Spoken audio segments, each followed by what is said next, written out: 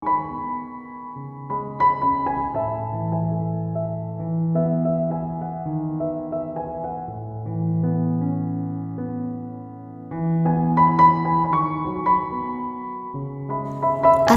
আলাইকুম। Being Farzana channel থেকে আমি ফারজানা আপনাদের সবাইকে ওয়েলকাম জানাচ্ছি। যে যেখান থেকে আমার এই ভিডিওটি দেখছেন, আশা করছি আল্লাহর রহমতে সবাই ভালো আছেন এবং সুস্থ আছেন। আমরাও বেশ ভালো আছি, আলহামদুলিল্লাহ। বেশ কয়েকদিন অসুস্থ থাকার পরে আবারও একটা ভিডিও নিয়ে আপনাদের মাঝে হাজির হলাম। ভিডিওটি দেখতে থাকুন, আশা করছি ভালো লাগবে। যারা আমার মতো গৃহিণী আপু আছেন, বিশেষ করে এই ধরনের গৃহস্থলীর কাজকর্ম দেখতে পছন্দ করেন, আশা করছি তাদের কাছে ভিডিওটি বেশ ভালো লাগবে। সন্ধ্যার পর থেকে রাত পর্যন্ত বাচ্চাদেরকে ঘুমোতে নেওয়া একদম বিছানা পর্যন্ত কি করে থাকি সেই সব কিছু নিয়ে আজকের ভিডিওটি সাজিয়েছি। প্রত্যেকটা গৃহিণী সন্ধ্যা থেকে খুব ব্যস্ত থাকে, আবার কারো সকালবেলাটা বেশি ব্যস্ততায় কাটে। তো যাই হোক, কাজ যেভাবেই কাটুক না কেন, সব গৃহিণী কিন্তু কাজকর্ম নিয়ে অনেক ব্যস্ত থাকে। আমি ভেবেছি এই গাছটা পানি এবং মাটি দুই ক্ষেত্রেই খুব ভালো জন্মে। তো এখনও পানিতে দেইনি, মাটিতেই আছে। গাছের শিকড়টা মাটি থেকে একটু আলগা হয়ে আছে, যার কারণে গাছটা এখনও পর্যন্ত সতেজ হয়ে ওঠেনি।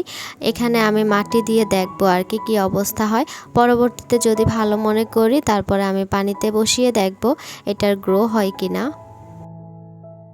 আজকে বাচ্চারা একটু দেরি করেই ভাত খাচ্ছে। দুপুরে অন্যান্য খাবার দাবার খেয়েছিল, সেই কারণে ভাতটা একটু দেরি করেই খেয়েছে। ভাত খাওয়ার পরে আমি বেশ কিছুক্ষণ ওকে স্কুলের যেই হোমওয়ার্ক আছে এগুলো করিয়েছিলাম। আর এখন এই তো মাশাআল্লাহ নতুন কোরআন নিয়েছে, তো সেক্ষেত্রে একটা আগ্রহ কাজ করে। আমাদের ছোটবেলার কথাও মনে পড়ে। কোরআন কিংবা বাংলা বই যেই ধারারই হোক না কেন, নতুন বই পেলে আমাদের সবারই অনেক ভালো লাগে, আর সেটা নিয়ে বসে পড়ি কিছুক্ষণ ঘাটাঘাটি করার জন্য। যেহেতু কোরআন একটু সেন্সিটিভ বিষয়, এখানে অজু থাকাটা খুব বেশি জরুরি, তাই বারবার মানে চাইলেও ও কোরআন নিয়ে বসতে পারে না। তো তারপরেও চেষ্টা করে কিছুক্ষণ পর এসে একটু ধরে দেখি। তা আমি বলেছি, না বাবা, কোরআন তো এভাবে ধরা যাবে না অজু ছাড়া। তো অজু করে তারপর দেখা গেছে যে নামাজের আগে একটু কোরআন পড়ে নিয়েছে। আর মাশাআল্লাহ খুব ভালো লাগে ও যখন কোরআন পড়ে। এখন নামাজ পড়ে আরবির উদ্দেশ্যে রওনা দিয়েছে। আরবি পড়ে আসতে আসতে বাদবাকি যা কাজ আছে সেগুলো আমি কমপ্লিট করে নিব। যাদের ঘরে বাচ্চা আছে তাদের ঘর কিন্তু সবসময় যে গুছানো পরিপাটি থাকবে এমনটা না। এই যে বাচ্চারা এখানে খাবার দাবার খেয়েছে, একটা খাবে, 3-4টা বাটি বা প্লেট এগুলো হচ্ছে এখানে সেখানে রেখে চলে যাবে। আর এখানে হাদিসের বই পড়েছিল, এগুলোও রেখে চলে গিয়েছে। তো যাই হোক, আমার কাছে বেশ ভালোই লাগে যখন ওরা পড়াশোনা করে বা এ ধরনের অ্যাক্টিভিটিস করে। আসলে আমার বাসায় টিভি আছে, তবে নষ্ট, এখনও টিভি ঠিক করা হয়নি, 6 মাসের মতো হবে। আর মোবাইল তো বাচ্চারা তেমনভাবে ধরে না, বা আমিও ধরতে দেই না। তো দেখা যায় যে বাচ্চারা খুব বোরিং সময় পার করে। এই ধরনের সিচুয়েশনে এক্সট্রা অ্যাক্টিভিটিস এবং বাবা মা বাচ্চাদেরকে সময় দেওয়া খুব বেশি জরুরি হয়ে পড়ে। সেই কাজটাই করছি আলহামদুলিল্লাহ। তবে ইচ্ছে করেই টিভি ঠিক করছি না, বা মোবাইলেও ওদেরকে দিচ্ছি না, কেননা আমরা সবাই আর অপকারিতা সম্পর্কে অবগত আছি। এভাবে পাউরুটি ভাজলে দেখা যায় যে যখন বাচ্চারা খাবে, সেই ক্ষেত্রে শুধু লবণ আর একটু দুধ অথবা সাথে চিনি মিক্স করে দিয়ে থাকি, অথবা দুধ চিনি ছাড়া এমনিতেই শুধু ডিম আর লবণ দিয়ে থাকি। তো এখন যেহেতু আমরা খাবো, সেই সাথে একটু চিলি ফ্লেক্স দিয়ে দিয়েছি, এতে করে একটু ঝাল ঝাল লাগবে মুখে, আর খেতেও বেশ ভালো লাগবে। এভাবে এপিঠ ওপিঠ উল্টে পাল্টে কিছুক্ষণ ভেজে নিব। পাউরুটিটা বাটার দিয়ে ভাজলে বেশি মজা হয়। আর আমার বাসায় যেহেতু বাটার ছিল না, তো তেল দিয়েই ভেজে নিয়েছি। আর একটু মচমচে করলে ভাজলে গরম গরম খেতে কিন্তু বেশ ভালো লাগে, আর চায়ের সাথে কিন্তু আরও ভালো লাগে। তবে যত ভালো খাবারই হোক না কেন প্রতিদিন আবার তা ভালো লাগে না। এই তো মাঝে মধ্যে খেলে তারপর কিন্তু ভালো লাগে। আর এখানে আমি চা বানাতে গিয়ে দেখি গুঁড়া দুধ শেষ হয়ে গিয়েছে, আর এটাকে রিফিল করে নিলাম। আসলে নর্মালি বোতলটা ধুয়ে পরিষ্কার করে তারপরে রাখা হয়, তবে আজ যেহেতু একটু তাড়া আছে আর আমি এখনই চা বানাচ্ছি, তাই এই বোতলেই রেখে দিলাম। আসলে আমরা গৃহিণীরা সবসময় চেষ্টা করি নিজেদের পছন্দের জায়গাটুকু পরিষ্কার পরিচ্ছন্ন রাখার, তবে মাঝে মধ্যে হয় কি আমাদের কাজের অনেকটা তাড়া থাকে, আমরা চাইলেও কিন্তু ওইরকমভাবে নিজেদেরকে একটু সময় দিতে পারি না। মোটামুটি কিছু কাজ গুছিয়ে নেওয়ার পরে আরও কিছু কাজ বাকি রয়ে গিয়েছে। তারপরও চিন্তা করেছি যেহেতু নাস্তাটা বানিয়ে নিয়েছি, এগুলো আগে খেয়ে নেই আর একটু বই পড়ে নেই। যতক্ষণ বাচ্চারা বাইরে আছে ততক্ষণ আমি একটু নিজের মতো করে নিজেকে সময় দিই, বেশ ভালো লাগবে। কিছুক্ষণ দেখা যায় যে মাঝে মধ্যে একটু মোবাইলে দেখি, আবার মাঝে মধ্যে একটু বই পড়ি, দেখা যায় যে নিজে নিজে নাস্তা বানিয়ে খাই। আবার দেখা যায় যে এই সময়টুকু এমনিই শুয়ে বসে কাটাই, আবার কখনো এক গাদা কাজ নিয়ে বসে পড়ি, সেই সময়টুকু কেটে যায়। ওই আর কি, নির্দিষ্ট কোনো রুটিন নেই, তবে এই সময়টা যেহেতু বাচ্চারা বাসায় থাকে না, এই সময়ে রুটিনের বাইরে এটা নিজের মতো কাটাতেই বেশি পছন্দ করি। এক এক দিন এক এক রকম আর কি, যেরকম সময় পার করা যায়। প্রথমবারের মতো ছিটা রুটি বানানোর চেষ্টা করেছি, খুব বেশি একটা খারাপ হয়নি, আবার একেবারে ভালোও হয়নি। তো খাওয়া গিয়েছে মোটামুটি, একেবারে পারফেক্ট হয়নি, কিন্তু বেশ নরম হয়েছে। আমার কাছে বেশ ভালোই লেগেছে, আর বাচ্চাদের মুখের হাসিটুকু দেখে বুঝতেই পারছেন ওদের কাছেও বেশ ভালো লেগেছে। আপনাদের কাছেও যদি ভালো লেগে যায় তাহলে কমেন্ট করে জানাবেন। আর আমার ভিডিওর কোনো অংশ যদি কোনো কারণে ভালো লাগে তাহলে প্লিজ একটা লাইক দিতে ভুলবেন না। চাইলে চ্যানেলটিকে সাবস্ক্রাইব করে আমার পাশেই থেকে যেতে পারেন। পাশে থাকা অল অপশনটি অবশ্যই প্রেস করে রাখবেন, এতে করে আমি কোনো ভিডিও ছাড়ার সাথে সাথেই আপনারা নোটিফিকেশন পেয়ে যাবেন। যে কোনো মুহূর্তে সেখান থেকে ভিডিওটি দেখে নিতে পারবেন। আর যদি ফেসবুক থেকে দেখে থাকেন তাহলে পেজটিকে ফলো করে রাখতে পারেন। অবশ্যই একটা লাইক দিতে ভুলবেন না।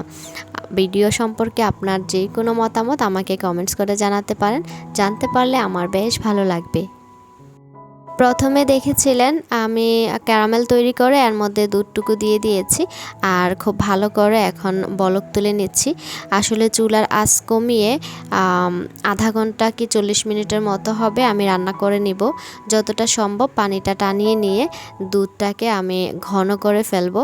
আর এদিকে আমি এক্সট্রা যেই দোকানের দই আছে, টক দই, এখান থেকে 1 কাপের মতো হবে দই আলাদা করে ছাঁকনি দিয়ে ছেঁকে রাখছি যেন এক্সট্রা পানিটুকু পড়ে যায়। যখনই দই আনি বাচ্চারা এভাবে খেতে বেশ পছন্দ করে, টক দইয়ের সাথে অল্প একটু চিনি মিক্স করে এভাবে একটু ঘুটে তারপর বাচ্চাদেরকে দেই, ওরা বেশ আনন্দ নিয়েই খায়, আর আমার কাছেও বেশ ভালো লাগে, আমিও এটা অনেক পছন্দ করি। তো আজও তার ব্যতিক্রম নয়, বাচ্চাদেরকে একটু বানিয়ে দিলাম।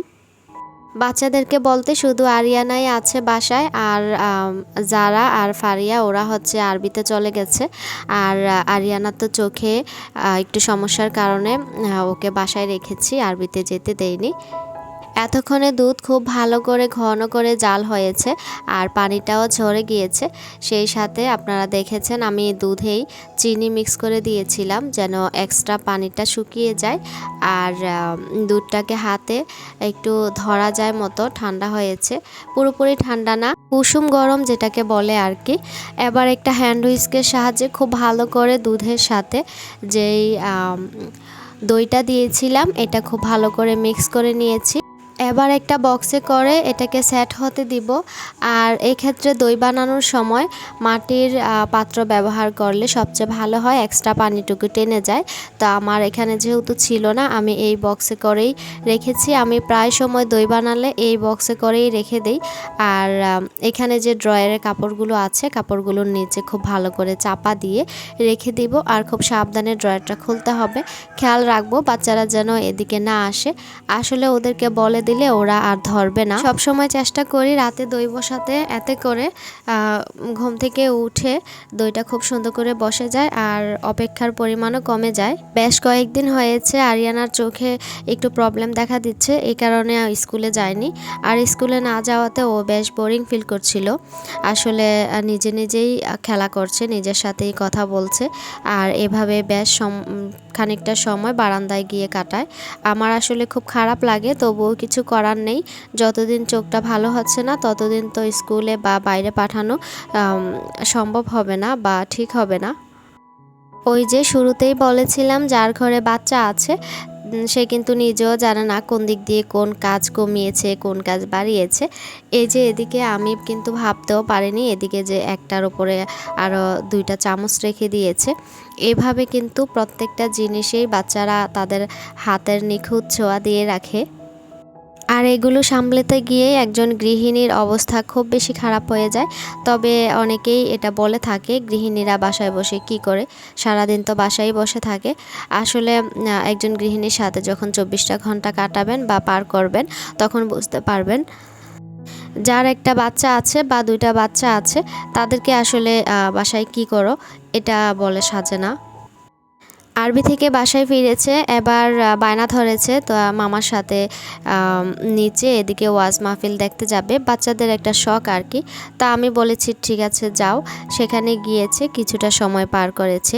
2 বোন মিলে দেখেছি খুব সুন্দর গল্প করছে, বারান্দা থেকে তো দাঁড়িয়ে দেখেছি। অনেক দিন পর একটু বাইরে বেরোতে পেরে মেয়েটা আমার অনেক বেশি খুশি হয়েছে। আর এই যে এদিকে দেখতে পাচ্ছেন যে দেখেছে আমি ক্যামেরা ধরেছি, এভাবে এসে খুব সুন্দর মুহূর্ত উপহার দেয় আমাকে, আমারও বেশ ভালো লাগে। এটা তার পরের দিন সকালবেলা, দইটা খুব সুন্দর জমেছে। যেহেতু বাচ্চাদেরকে এখন স্কুলে দিব আর নাস্তা খাওয়া শেষ, স্কুলে যাওয়ার আগে একটুখানি মুখে দিয়ে যাবে, টেস্ট করবে আর কি। আর আজকের মতো আমিও চলে যাচ্ছি। আশা করছি ভিডিও ভালো লেগেছে। যদি ভিডিও ভালো লাগে যায় একটা লাইক দিতে ভুলবেন না। আর সবাই আমাদের জন্য দোয়া করবেন। আপনারা সবাই ভালো থাকবেন, সুস্থ থাকবেন। আল্লাহ হাফেজ, আসসালামু আলাইকুম।